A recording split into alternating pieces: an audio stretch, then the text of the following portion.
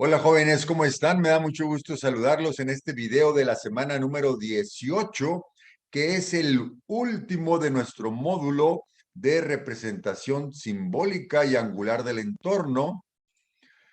Estamos ubicados en el CONALEP Monclova. Mi nombre es Raúl Campos Posada y vamos a ver dónde estamos ubicados en nuestro temario general. Podemos apreciar aquí nuestra flecha a la izquierda, esta flecha roja que ya está en la última posición de nuestro temario. Con este video de esta semana estamos terminando todo nuestro temario a un 100%. Para esta semana número 18, estamos ubicados en el punto 2.2, que es analizar las funciones angulares del círculo, realizando mediciones y comparaciones de relaciones espaciales. Y dentro de ese punto 2.2 estamos ubicados en la letra B, que es descripción de funciones angulares, y vamos a incluir en esta sesión el punto B1, B2 y B3, que son los últimos puntos de nuestro temario general. El B1, funciones en el círculo trigonométrico. B2, ubicación en el espacio, topografía y medición. Y en el B3, aplicaciones en geolocalización. Vamos a estar en el punto B, descripción de funciones angulares, y aquí podemos ver en esta diapositiva que las funciones trigonométricas son periódicas. Es decir, sus valores se repiten en un intervalo determinado, dependiendo de la función. ¿Qué quiere decir que las funciones trigonométricas son periódicas? Pues que estamos, como se muestra aquí en la figura, está oscilando en un determinado espacio.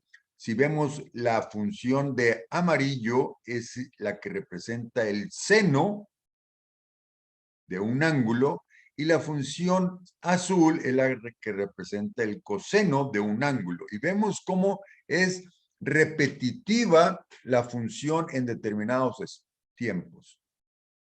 Ahora, esa repetición la vamos a analizar en este video. Esta es nada más una ilustración para que tengamos una idea que es una función periódica. Seguimos. Dice aquí, por ejemplo, observa la gráfica que describe seno de X.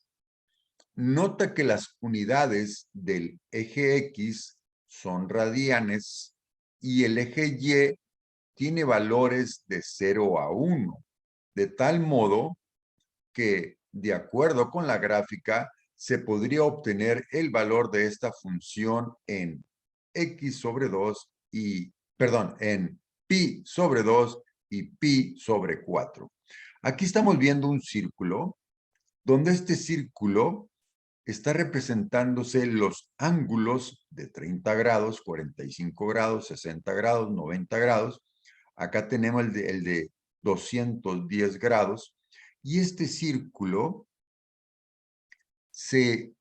al ir leyendo diferentes lecturas, vamos a ir graficando estas lecturas para poder obtener la figura que es la gráfica del seno de X. En el eje de las X son los radianes. En esta línea roja, que corresponde al 0, en el eje de las X, están puesto la escala de radianes. Aquí es 0 radianes, pi sobre 6 radianes, pi sobre 4 radianes, pi sobre 3, y acá está pi radianes. Cada una de estas líneas, cada uno de estos puntos es la gráfica de las X que están identificados los radianes. Ahora, si nos vamos a la gráfica de las Y, que es esta que tenemos de azul, Vamos, el eje de la Y tiene valores de 0 a 1. Aquí está el valor de 0 en el eje de la Y.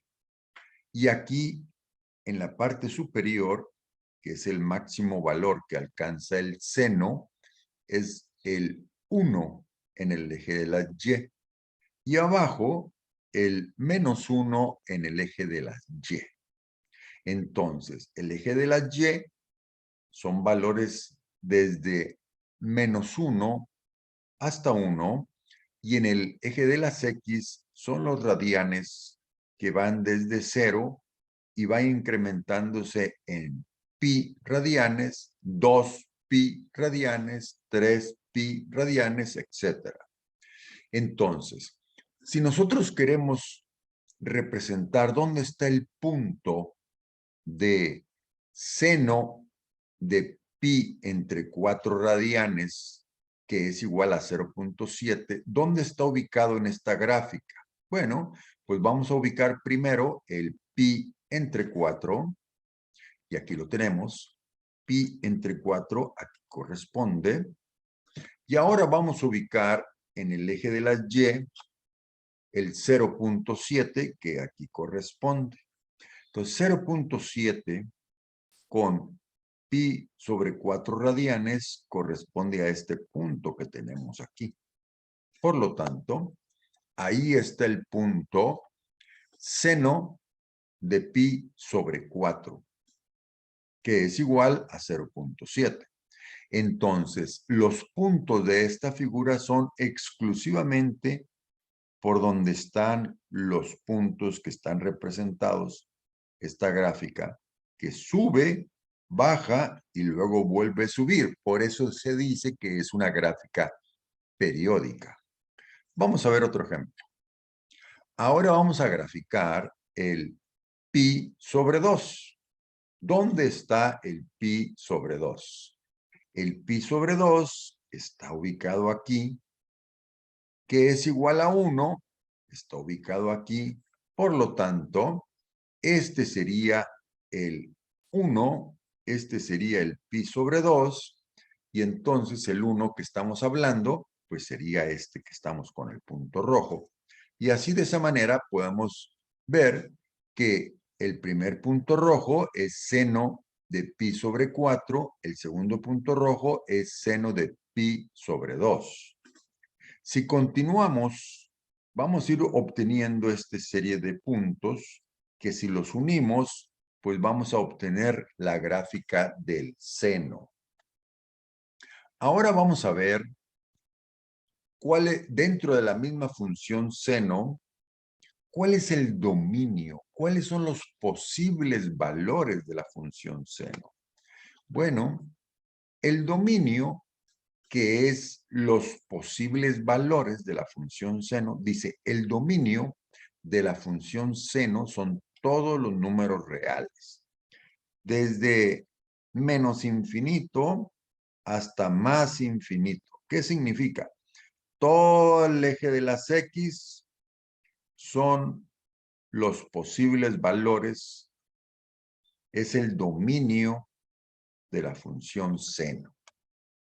Ahora, si vemos cuál es el resultado de la función o cuál es la imagen de la función, su imagen es el intervalo menos 1,1. No hay valor más grande que 1 y no hay valor más pequeño que menos 1. Por lo tanto, la imagen, que es el resultado de la función, solamente va a ser posible entre 1 y menos 1. Entonces, el eje de la Y o la imagen solamente va a ir de 1 hasta menos 1. Ahora vamos a ver la función seno intersecta al eje X en los puntos npi, 0. Puede ser pi, 2pi, 3pi, 4pi, 0,0, donde n es cualquier número entero. Por ejemplo, pi, 2pi, 3pi. Y de esa manera es sucesiva. Si ponemos pi, 0, ¿dónde va a estar? 2pi, 0, ¿dónde va a estar ubicado en la gráfica? 3pi, 0, ¿dónde va a estar ubicado en la gráfica? Pues aquí los tenemos. Aquí es menos 2pi, 0, es donde corta, donde intersecta el eje de las X. Aquí es menos 1pi, 0, 0pi, 0, 1pi, 0, 2pi, 0, 3pi, 0, 4pi, 0. Entonces, en estos puntos rojos está intersectando con el eje X la función seno. Ahora, esa función seno crece en un segmento de la gráfica y en otro segmento decrece. Entonces, aquí vemos que crece, aquí decrece, aquí crece, aquí decrece, aquí crece, aquí decrece, aquí crece. Entonces, ¿dónde crece la función seno? Aquí tenemos las fórmulas. Y donde decrece la función seno, también aquí tenemos las fórmulas. Es un poquito complicadas, pero que sepamos que la función seno es una gráfica periódica. Va a estar creciendo y luego decreciendo y luego vuelve a crecer y luego vuelve a decrecer. Esa es una función periódica. Ahora, los puntos máximos de la función seno son de la forma, y aquí tenemos otra fórmula, y los puntos mínimos, aquí tenemos otra segunda fórmula, donde n es cualquier número. ¿Dónde sería esto? Pues los puntos máximos son los puntos de la cresta de la figura, de la cresta de la curva, y estos puntos tienen una fórmula. Y este otro punto, todos estos puntos que son los puntos máximos, pues lo podemos representar por esta fórmula, y los puntos mínimos también los podemos representar por una fórmula. Y aquí tenemos los puntos mínimos. Por lo tanto, tenemos puntos máximos y puntos mínimos. Eso es que es una gráfica periódica, es una gráfica cíclica. Ahora, ya hablamos de la función seno. Ahora vamos a hablar de la función coseno. De igual manera, el dominio de la función coseno son todos los números reales. Y aquí lo podemos representar. Sabemos que el dominio es la gráfica de las X. Y la gráfica de las X podemos tomar, si ustedes ven esta línea roja, pues desde una cantidad muy grande de menos pi, porque recordemos que son radianes, hasta una cantidad muy grande de pi positivas. Quiere decir que desde menos infinito hasta más infinito podemos ser los dominio de los valores que toma el coseno. Recordemos que son números reales. ¿Y cuál es la imagen o cuál es el resultado de la función coseno? Es lo que se grafica en el eje de la Y, que prácticamente el mínimo valor es -1 y el máximo valor es 1. Por lo tanto, la gráfica de coseno solamente va a variar entre 1 y -1. No puede salirse de ese rango. Por eso estamos viendo que la función coseno, al igual que la función seno, se mueve solamente en el intervalo -1,1. Y de igual manera que la función seno tiene una fórmula específica para ver dónde intersecta con el eje X, y aquí está la fórmula donde intersecta con el eje X, y es la fórmula coma 0, que va a representar estos puntos rojos. Y la función coseno también tiene una parte creciente y también tiene una parte decreciente. Y aquí lo estamos representando con estas flechas rojas. Aquí es la parte creciente y esta es la parte decreciente. Y como es una función cíclica, pues decrece, crece, decrece, crece, decrece, crece. Y así, periódicamente, la función coseno. Ahora vamos a hablar de los puntos máximos de la función coseno y también de los puntos mínimos. Aquí tenemos los puntos máximos representados por este punto rojo y el punto mínimo también representado por este punto rojo. Por lo tanto, los puntos máximos serían las puntas de estas crestas y los puntos mínimos la parte más baja de esta gráfica. Seguimos. Vamos a entrar al punto B.2. Ubicación en el espacio, topografía y medición. Aquí, igual que el eje cartesiano, así funciona la ubicación en algún punto de la Tierra. Y para eso vamos a hablar de un concepto que se llama GPS. El GPS, por sus siglas en inglés, significa Sistema de Posicionamiento Global. Sistema de Posicionamiento Global. Emplea el mismo principio de un plano cartesiano. Y recordemos que en nuestros teléfonos es muy común hablar de la ubicación o hablar del GPS donde estamos ubicados en ese momento. Pues la Tierra tiene un conjunto de líneas paralelas que se llaman longitud y un conjunto de líneas verticales que se llama latitud. Veamos que la longitud, al ser horizontales, no se cruza ninguna con otra. Son las líneas horizontales en nuestra Tierra. Mientras que latitud son las líneas verticales, pero se van a cruzar todas en el polo norte y se vuelven a cruzar todas en el polo sur. Entonces, tenemos una ubicación, va a ser una cantidad de longitud, o sea, el eje X, y una cantidad de latitud, o sea, el eje Y. Dice aquí, para ubicar un lugar en el globo terráqueo, o sea, en la Tierra, en el mapa de la Tierra, para ubicar un lugar en la Tierra, en el planeta Tierra, utiliza como referencia un cruce entre la latitud y la longitud de dicho lugar, lo que se conoce como coordenadas geográficas.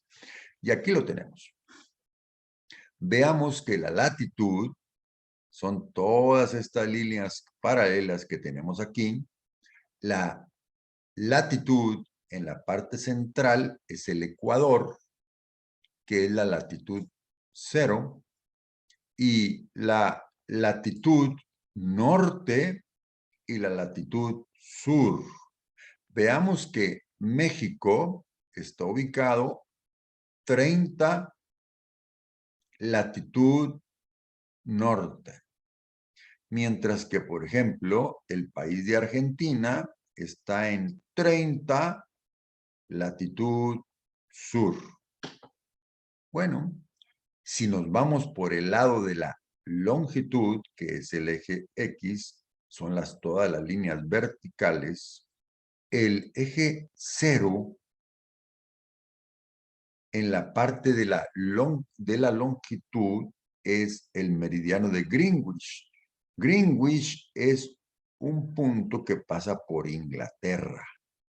Entonces, todas estas verticales son lo que va a constituir el eje Y todas estas horizontales va a constituir el eje X para ubicar un punto en la Tierra. Ahora vamos a ver cuáles son las aplicaciones en geolocalización. Dice aquí, geolocalización es la capacidad de situar un objeto en el espacio mediante un punto o coordenadas. Entonces, geolocalización es ubicar un objeto, situar un objeto en un espacio. Y aquí nos lleva al concepto del GPS. El GPS es muy utilizado principalmente en aparatos electrónicos. Recordemos nuestros teléfonos. Los teléfonos tienen la capacidad de rastrear o de compartir su localización exacta, lo cual se logra a través de señales que indican la posición actual. Esta señal llega a un satélite y es enviada a otro receptor. Recordemos cuando ustedes están en algún lugar y le quieren avisar a sus padres o a sus amigos dónde están ubicados, le pueden mandar diciendo, esta es mi ubicación. Y esa va a ser una coordenada de la latitud y la longitud y se va a ir al satélite. El satélite lo manda a su teléfono receptor, que es el de su amigo o el de sus padres, y va a llegar donde está ubicado la señal que ustedes enviaron. Ese es el GPS. En la tercera viñeta dice, todos estos avances a la tecnología tienen su auge con la aparición del Internet. Dice, hace tiempo la geolocalización era gracias al trabajo de cartógrafos y de geógrafos. Aquí tenemos una imagen donde hay especialistas ubicando en un mapa de la Tierra, están ubicando a través de muchos cálculos.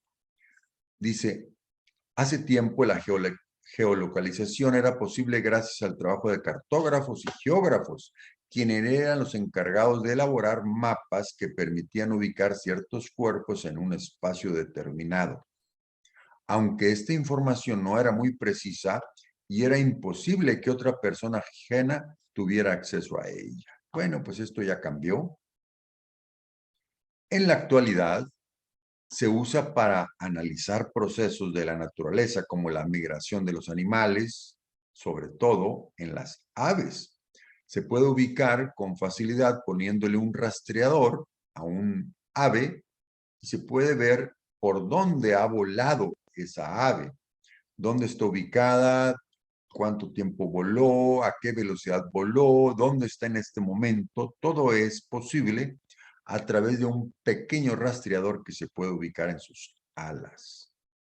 Por otro lado, otra aplicación, en el comercio es posible obtener un control del alcance de los productos, conocer su ubicación y controlar el tiempo de transporte durante el proceso de distribución y de este modo garantizar un mejor servicio. Si ustedes piden un paquete por DHL, por Amazon, por Estafeta, que son compañías que distribuyen paquetes a lo largo de todo el mundo, pues esos paquetes tienen un servicio de localización que saben exactamente ustedes dónde está el paquete y pueden saber si ya llegó a la ciudad, si está en el camión donde va a ser repartido o si ya llegó a su destino. Todo esto es gracias a la geolocalización a través de los GPS. Y hemos llegado a la actividad semanal número 18, que es la última actividad semanal de nuestro módulo. Y en esta gráfica de seno vamos a decir cuál es el dominio. Recuerden que son todos los valores que tienen a través del eje X. La imagen, que es el rango de valores en el eje Y. Puntos donde intersecta con el eje X. ¿Cuál es el punto este que está aquí? Por ejemplo, aquí tenemos un punto que intersecta con el eje X cuando es el valor de pi radianes, o que son 180 grados. cuál es el intervalo creciente cuando va creciendo la gráfica y el intervalo decreciente cuando va decreciendo la gráfica. Además, cuáles son los puntos máximos, que es como este que tenemos aquí, otro por acá, y los puntos mínimos que tenemos en la parte inferior de la gráfica. Ese es el primer punto de la actividad semanal número 18. Y el segundo punto es lo mismo, pero referente al coseno. ¿Cuál es el dominio, la imagen, hasta llegar a los puntos máximos y mínimos? Y con eso, mis queridos jóvenes, mis estimados jovenazos, hemos llegado al fin de nuestro módulo. Recordemos que nuestro módulo tiene 18 semanas y hemos visto 18 videos con 18 actividades semanales. El módulo se llama Representación Simbólica Angular del Entorno. Mi nombre es Raúl Campos Posada y estamos desde el CONALEP Monclova. Quiero decirles que estoy muy contento de compartir con ustedes estos videos porque de esta manera espero que adquieran los conocimientos para que pronto egresen de su bachillerato, también puedan entrar a su carrera universitaria y muy pronto puedan ser profesionistas exitosos y toda su vida sean hombres y mujeres de bien. Les deseo mucha suerte a todos y estoy muy contento de haber compartido estos 18 semanas con ustedes en este módulo de representación simbólica y angular del entorno desde el CONALEP Monclova. Raúl Campos para todos ustedes. Gracias.